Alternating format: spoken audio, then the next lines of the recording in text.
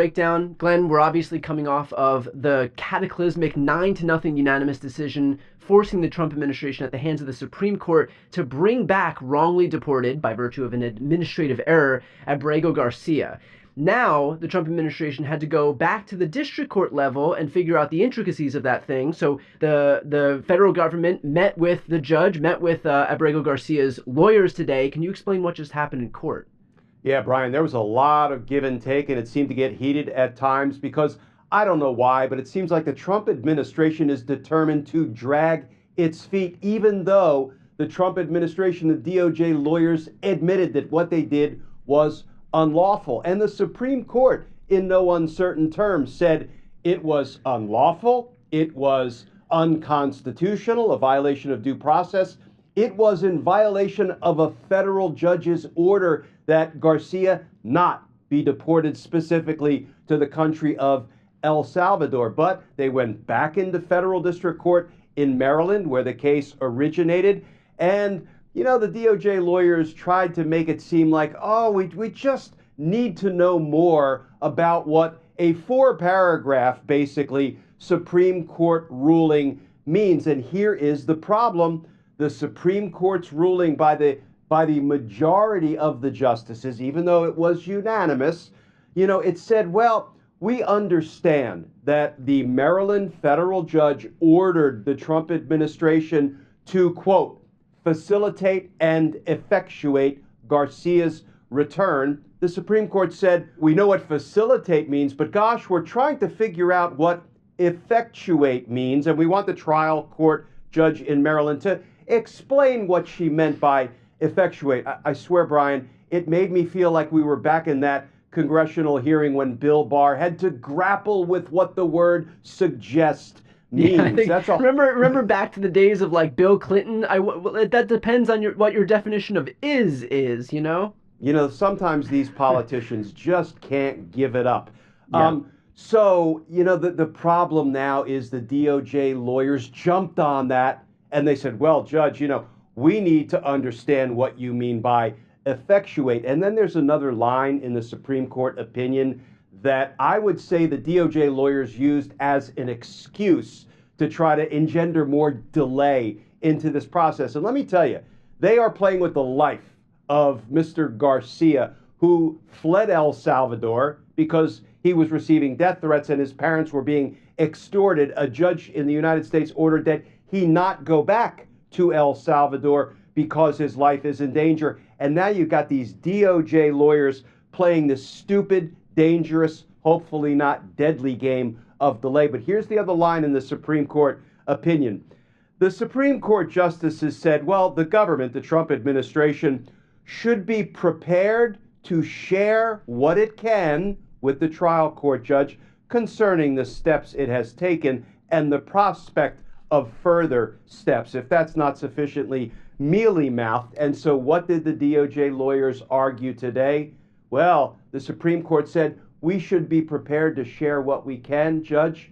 We're not yet prepared to share anything. We need some more time. We need some more information. So, you know, this is an ugly game the Trump administration is playing. So here is what the judge said, Judge Xinis. She said that she is ordering the Trump administration to take all available steps to facilitate the return. Interestingly, she got rid of the word effectuate altogether from her order. Facilitate the return of Abrego Garcia to the United States as soon as possible. And the judge put them on a short leash and said, I want immediate and frequent updates on Mr. Garcia's location, on Mr. Garcia's status, and on what steps you have taken and what steps you intend to take to facilitate his return. So I think they're going to be back in court early and often until the federal courts, you know, get out of the Trump administration what they ordered them to do.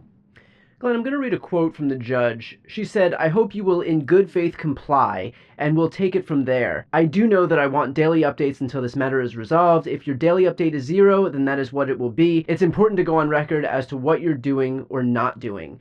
So this sounds a little bit deferential to kind of put all of this in the hands of a Trump administration, which, on its face would be fine if it was a normal administration, but this is an administration that's already shown itself to be acting in bad faith. So why give them that deference? Why say that I hope you will in good faith comply and we'll take it from there, knowing that these people will get an inch and take a mile?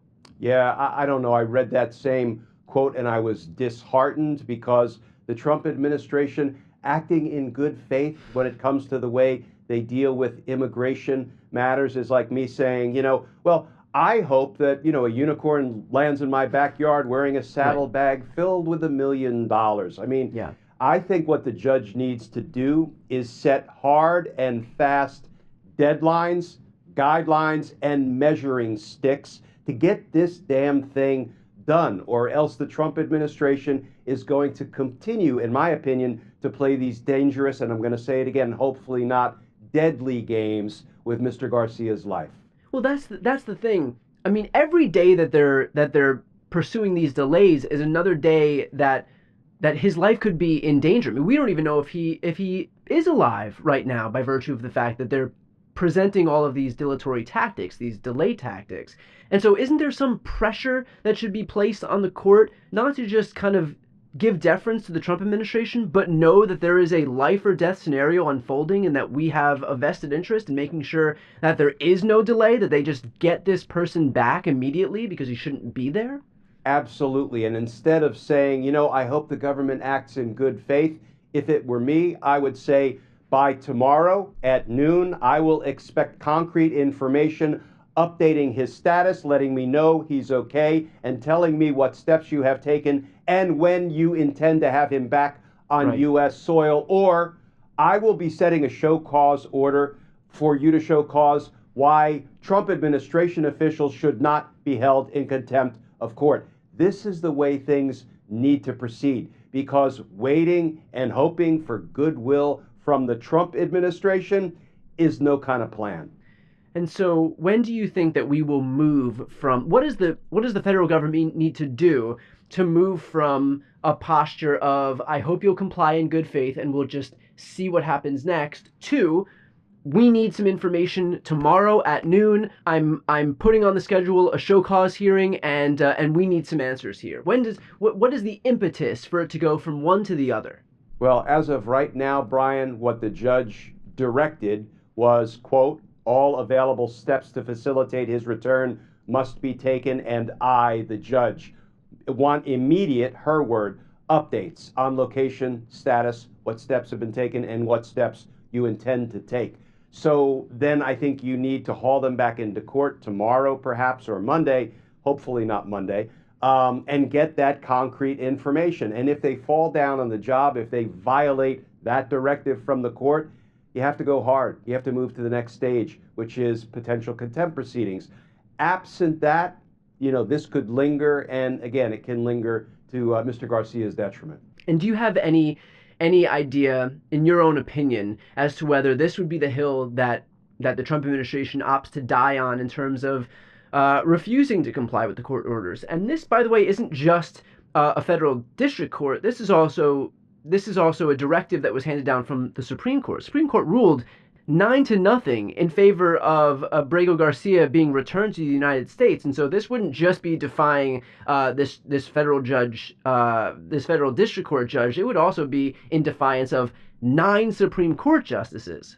Yeah, Brian, as recently as yesterday, you and I were talking about how, we were in agreement that this doesn't seem like the hill the Trump administration wants to die on when it comes to immigration matters, because they've already admitted literally on the record that what they did was, quote, illegal. They agreed with that. It was unconstitutional. It was in violation of a court order.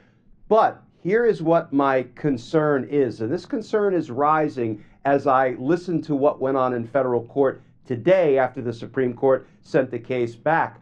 I almost feel like the Trump administration is afraid that if courts successfully order the administration to return anybody from overseas, they are going to lose the ability moving forward to ship people overseas and resist court orders directing them to be brought back. In other words, it will set a precedent, maybe an actual legal precedent, or maybe just an atmospheric precedent. And I'm beginning to think that's why they are playing this game with the courts. They don't want to be ordered to do something that they think may hamper their ability to successfully disappear, deport people in the future. But that's just kind of me projecting what I think their bad faith motives might be. And finally, last question, and you had alluded to this, I think, just a few moments ago, but we're obviously, heading into a weekend. Do the courts stop? I mean, the danger that this person is facing isn't gonna be mitigated just by virtue of the fact that it's Saturday or Sunday. But does the court system stop? Does the Trump administration's requirements stop just because we're heading into a weekend? No, the courts do not stop. In the ordinary course of business, the courts are doing business Monday to Friday, 9 to 5. However, we have seen not infrequently in this second Trump go round, judges working until midnight, judges working Saturday mornings, judges working Sunday afternoons. So especially in the immigration and deportation arena, Judge Boasberg, for example, when the first plane load of hundreds of Venezuelan immigrants were unconstitutionally deported to El Salvador, Judge Boasberg in Washington, D.C. was issuing orders late Friday night, well into the early morning hours of Saturday. So I suspect we're going to see the same treatment given to Mr. Garcia's case by Judge Xinis in Maryland. Got it. Well, with that said, you and I will continue to cover this stuff as soon as we have any updates. For those who are watching, if you want to follow along as we continue to get this breaking news, as we continue to stay on top of these cases, the best way to do that is to subscribe to our channels. It's also the best way to support independent media more broadly. So I'll put the links to both of our channels right here on the screen. I'm Brian Teller Cohen. And I'm Glenn Kirshner. You're watching The Legal Breakdown.